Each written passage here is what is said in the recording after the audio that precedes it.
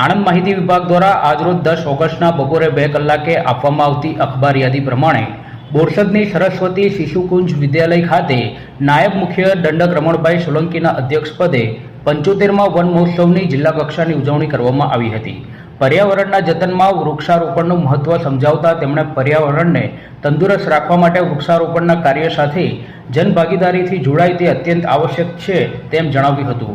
આ કાર્યક્રમના અંતે મહાનુભાવોના હસ્તે વૃક્ષારોપણ કરવામાં આવ્યું હતું તથા તરુ રથને લીલી ઝંડી આપી પ્રસ્થાન કરવામાં આવ્યું હતું। આ પ્રસંગે જિલ્લાના કલેક્ટર પ્રવીણ ચૌધરી, રાજપીપળાના GRFRCના પ્રિન્સિપાલ ડોક્ટર સુનિલ કુમાર બેરવાલ, જિલ્લા પોલીસ અધિક્ષક ગૌરવ જસાણી, જિલ્લા પંચાયતના પ્રમુખ હસમુખભાઈ પટેલ, પેટલાદના ધારાસભ્ય કમલેશભાઈ, રાજેશભાઈ પટેલ સહિત તાલુકા અને નગરપાલિકાના પદાધિકારીઓ તથા સરસ્વતી શિશુકુંજ વિદ્યાલયના શિક્ષકગણ અને મોટી સંખ્યામાં વિદ્યાર્થીઓ ઉપસ્થિત રહ્યા હતા।